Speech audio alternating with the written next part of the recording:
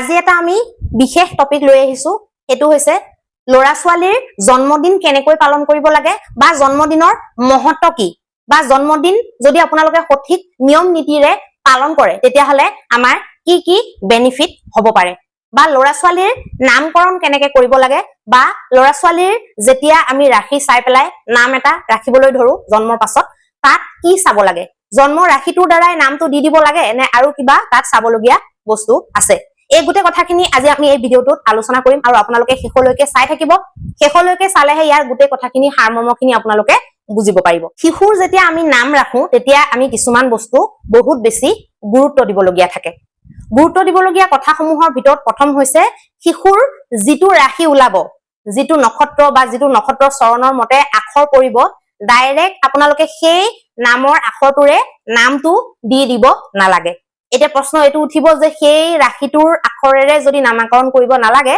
তেতিয়া হলে নামাকৰণটো কেনেকৈ কৰিব লাগে নামাকৰণটো কৰিবলৈ বুলি আপোনালোকে সেই ৰাখিটোৰে নিদিলে ফৰ এক্সাম্পল এটা জাতকৰ বা জাতিকাৰ এজন ল'ৰা বা ছোৱালীৰ যদি মেঘ ৰাখি উঠিছে বোলে জন্ম মেঘ ৰাখিত হৈছে তেতিয়া হলে আপোনালোকে এটা কি বৃষ ৰাখিত নামটো দি দিব নেকি বা মিথুন ৰাখিত আপোনালোকে নামটো দি দিব নেকি জন্ম ৰাখিত দিব নাপায় বুলি হেতু নহয় হেতুৰ এটা প্ৰসেস আছে হেতু হৈছে ধৰি লওক এজন জাতকৰ বা জাতিকাৰ মেঘ ৰাখিৰ নাম পৰিছে মেঘ ৰাখিৰ পৰা নৱম স্থানৰ ৰাখিটো বা একাদশ স্থানৰ ৰাখিটো বিশেষকৈ সবতছে বেষ্ট হৈছে আপোনালোকে নৱম স্থানৰ ৰাখিটো সদায় মিত্ৰ ৰাখি হয় হেতু ৰাখিৰে আপোনালোকে নামাকৰণটো কৰি দিয়ক ধৰি লওক এতিয়া কাৰোবাৰ যদি মেঘ ৰাখি হৈছে তেতিয়া হলে তাৰ নৱম ৰাখিটো বা ভাগ্য ৰাখিটো হ'ব ধনু ৰাখি গতিকে তাৰ নামাকৰণটো ধনু ৰাখিৰে কৰি দিয়াটো ভাল হ'ব এতিয়া উত্থাপন হ'ব প্ৰশ্ন যে তাৰ কাৰণটো কি কাৰণে এনেকুৱা কৰিব লাগে সাফ যদি কবলৈ যাও তাৰ কাৰণটো হৈছে যদি মেঘ ৰাখিত জাতক বা জাতিকা এগৰাকীৰ জন্ম হৈছে আৰু মেঘ ৰাখিতে যদি আমি নামটো ৰাখি দিও তেতিয়া হলে যিকোনো গুছৰত যেতিয়া প্লেনেটৰ যেতিয়া পজিশন বিলাক চেঞ্জ হৈ থাকিব শনিৰ চাৰে চাতি লগা বা ৰাহুৰ দৃষ্টি পৰা শনিৰ দৃষ্টি পৰা যদি নাম ৰাখিটো হয় আৰু জন্ম ৰাখিটো হৈ যায় তেতিয়া হলে বহুত বেছি অশান্তিটো বাঢ়ি যাব পাৰে বহুত বেছি জীৱনটো মানে বেছি কঠিন হৈ যাব পাৰে সেইকাৰণে জন্ম ৰাখিটোত যদি ধৰক বেয়া চলি আছে তেতিয়া হলে তাৰ যদি নৱম ৰাখিটোৰে আপোনালোকে নামাকৰণটো কৰি দিয়ে তেতিয়া হলে নৱম ৰাখিটোত কেতিয়াও বেয়া চলি নাথাকে বা যদি মেঘ ৰাখিত চাৰে চাতি লাগি থাকে তাৰ ধনু ৰাখিত কেতিয়াও চাৰে চাতি লাগি নাথাকে হেতু ফাইনেল মানে নৱম ৰাখিটোত কেতিয়াও চাৰে চাতি একেলগে নালাগে গতিকে এতিয়া যদি আপুনি মেঘত যদি আপুনি নামটো পৰিছে বৃষত যদি ৰাখি দিয়ে তেতিয়া হলে মেঘ আৰু বৃষত কিন্তু একেলগে চাৰে চাতি লাগি থাকিব পাৰে গতিকে একো ফায়দা নহব হয় নে নহয় গতিকে আপোনালোকে যেতিয়া যিটো ৰাখি পৰে তাৰ নৱম স্থানৰ ৰাখিটো আপোনালোকে যদি হেতু বুজি নাপায় আমাৰ ইয়াতো আপোনালোকে চোৱাই ল'ব পাৰিব নৱম স্থানৰ ৰাখিটো সিলেক্ট কৰিব তাৰ পিছত এষ্ট্ৰলজি বৈদিক এষ্ট্ৰলজি আৰু নিউমৰলজি দুইটাৰে ফালৰ পৰা নামটো ফিক্স কৰিব আৰু নামটো অৰ্থপূৰ্ণ হ'ব লাগে অৰ্থ থকা নাম হ'ব লাগে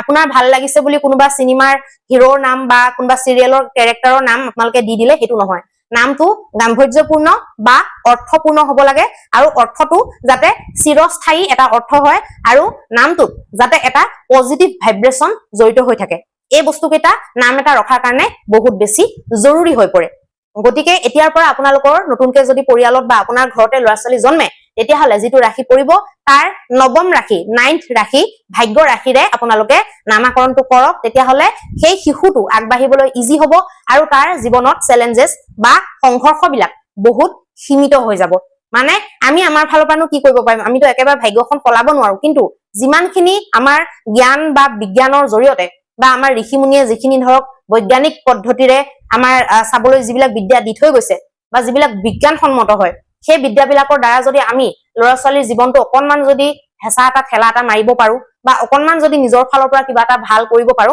তেতিয়া হলে সেইখিনিয়ে মোৰ কাৰণে যথেষ্ট বুলি মই ভাবো আৰু নামাকৰণৰ কথা আপোনালোকক মই কৈ দিলো এতিয়া জন্মদিন কেনেকৈ পালন কৰিব লাগে লগতে মই কৈনো দুটা এক্সট্ৰা ভিডিও নবনাই একেটা ভিডিওতে মই দুইটা বস্তু সন্নিবিষ্ট কৰিছো জন্মদিন পালন কৰোতে সকলোৱে এটা ভুল কৰে যে ইংৰাজী তাৰিখটোতে জন্মদিন পাতে ইংৰাজী তাৰিখটোতে মন্দিৰলৈ যায় ইংৰাজী তাৰিখটোতে মন্দিৰত প্ৰসাদ পানী দিয়ে শৰাই দিয়ে ঘৰত পূজা পাৰ্বণ কৰে 100% ভুল ইয়াত এতে যুক্তি তৰ্ক বা মোক ভাল পোৱা বেয়া পোৱা বা মই শুদ্ধ ভুল হেতু আপোনালোকে চাবই নালাগে আপোনালোকে 1 মিনিটৰ কাৰণে 200 বছৰ আগলৈ গুচি যাওক 200 বছৰ আগত যেতিয়া আমাৰ ভাৰতবৰ্ষত ইংৰাজৰ কোনো সমাগম হোৱা নাছিলে ইংৰাজ যেতিয়া অহা নাছিলে তেতিয়া বাৰু আমাৰ ভাৰতবৰ্ষত জন্মদিন ইংৰাজী ডেট মতে পালন কৰিছিলে নে আজিৰ পৰা 200 বছৰ আগত যেতিয়া ইংৰাজৰ আগমন হোৱা নাছিলে তেতিয়া বাৰু জন্মদিনত আমাৰ ল'ৰা ছোৱালীৰ কাৰণে মানুহে কেক কাটিছিল নে বা জন্মদিনটো ইংৰাজী খ্ৰীষ্টাব্দ হিচাপত কেলেণ্ডাৰ চাই পেলাই প্ৰসাদ দিছিলে নে? নাই দিয়া, কেতিয়াও নাই দিয়া।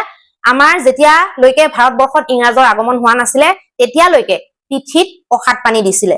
যেনেকে শংকৰদেৱৰ আপোনাৰ জন্মোৎসৱ, শংকৰদেৱৰ তিথি, মাধৱদেৱৰ জন্মোৎসৱ, মাধৱদেৱৰ তিথি, শ্ৰীকৃষ্ণৰ জন্মাষ্টমী তিথি হিচাপত, হয় নে নহয়?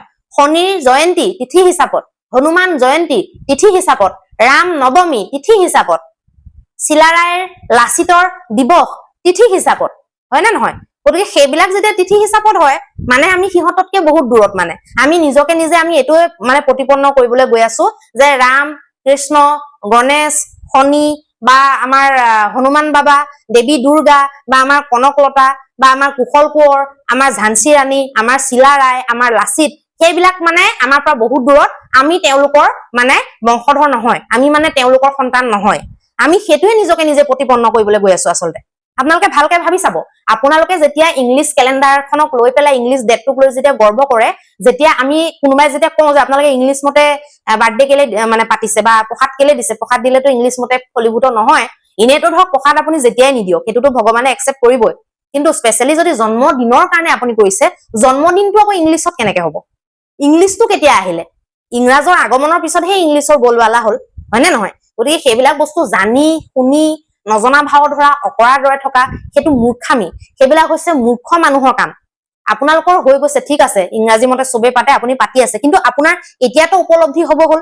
এতিয়া অইন চব কথাতে যেতিয়া ইমান জাতি সংস্কৃতি লাগি থাকে, উপলব্ধি কৰে, আজিকালি উপলব্ধি বিলাক বাঢ়িছে ডেকা গাভৰুৰ মাজতো, হয় নে নহয়? আজিকালি চব ক্ষেত্ৰতে জ্ঞান হৈছে। আগতে আমাৰ এটা সময় আছিলে নামঘৰলৈ যি টি ড্ৰেছ পিন্ধি আমাক যাবলৈ দিছিলে, ফ্ৰক পিন্ধিও আমি গৈছিলো, কুৰ্তি পিন্ধিও গৈছিলো, কিন্তু এতিয়াতো তুলনি বিয়া হোৱাৰ পিছত যিবিলাক গাভৰু ছোৱালী, এতিয়া নামঘৰলৈ আপোনাৰ চাদৰ মেখেলা মানে নিপিন্ধাকে সোমাবলৈ নিদিয়ে।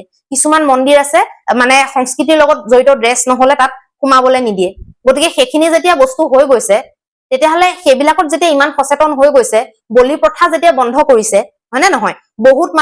বহুত বেছি সংখ্যক মানুহ ভেজিটেৰিয়ান হৈছে, ইমান বিলাক কথাত যেতিয়া সজাগ হৈছে, সকলো কথাতে যেতিয়া আপোনালোকে বহুত বেছি বস্তুবিলাক বুজিবলৈ ধৰিছে, তেতিয়াহলে বাৰ্থডেটোৰ ক্ষেত্ৰত ইংলিছ ডেটটোৰ প্ৰতি ইমান প্ৰেম প্ৰীতি কিহৰ? মই সেইটো কথা মই বুজি নাপালো।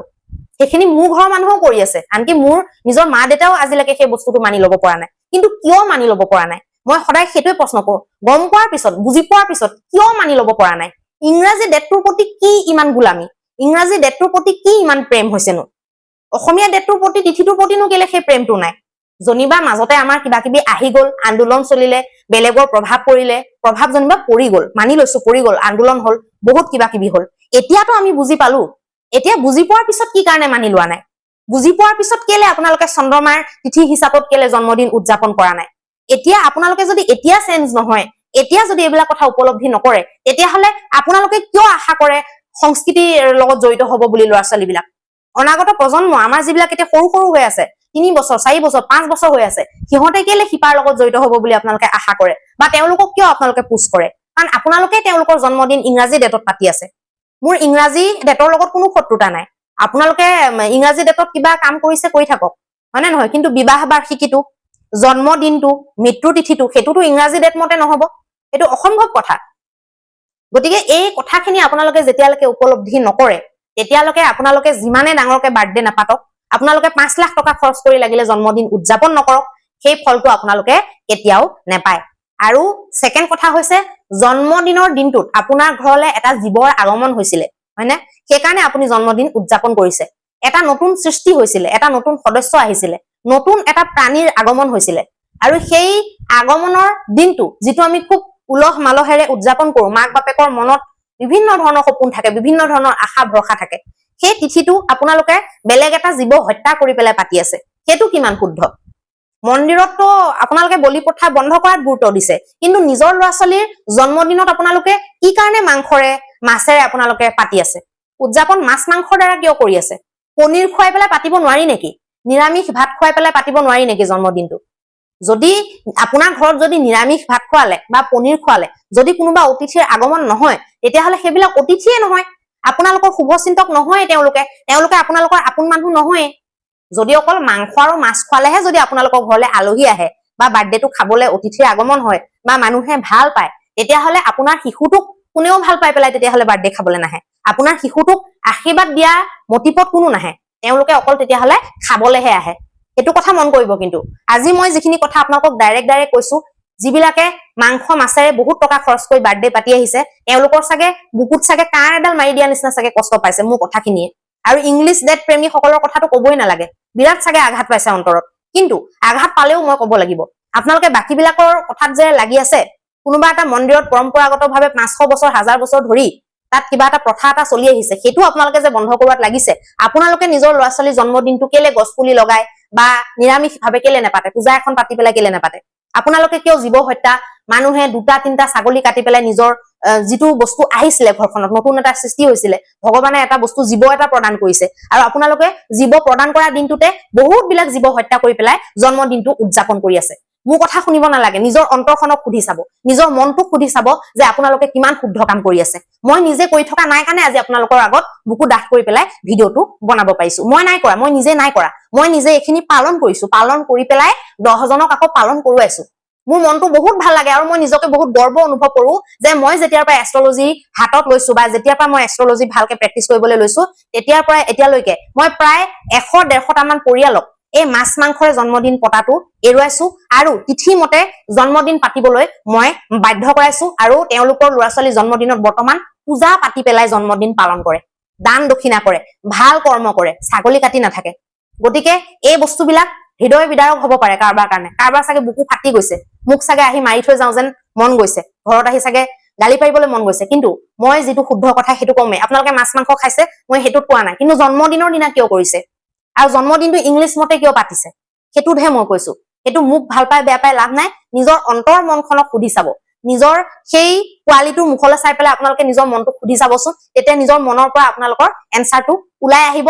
আৰু এই ভিডিঅ'টো যোনে ভালকে মনত লগাই পেলাই চাব, সেই লোকসকলে হয়তো অহা বছৰৰ পৰা জীৱ হত্যা কৰি আৰু জন্মদিন নেপাতিব, মোৰ দৃঢ় বিশ্বাস। কাৰণ আপোনালোকৰ কল্যাণৰ কাৰণে, আপোনালোকৰ ঘৰৰ সন্তানটোৰ, শিশুটোৰ কল্যাণৰ হকেহে মই আজি কথাখিনি কৈ আছো। আপোনালোকৰ লগত মোৰ কাৰো লগত কোনো শত্ৰুতা নাই। আপোনালোকৰ ল'ৰা ছোৱালী যাতে কল্যাণ হয়, মংগল হয়, তেওঁলোকৰ জীৱনত যাতে গ্ৰহ বাধা, যিকোনো বাধা বিঘিনি যদি আছে সেইবোৰ যাতে কম হয়, আৰু জন্মদিনৰ তিথিটোত আমি ভালকে নিয়ম কানুন কৰি পেলাই ভালকে যাতে তেওঁলোকৰ মানে ৰাস্তাবিলাক যাতে আমি ক্লিয়াৰ কৰিব পাৰো, পথবিলাক যাতে সুগম কৰিব পাৰো, তাৰে চেষ্টাৰে মই এই ভিডিঅ'বিলাক লৈ আহি থাকিম। আপোনালোকক আকৌ লগ পাম, পুনৰ লগ পোৱাৰ প্ৰতিশ্ৰুতিৰে মই ভিডিঅ'টো সামৰণি মাৰিছো। ধন্যবাদ।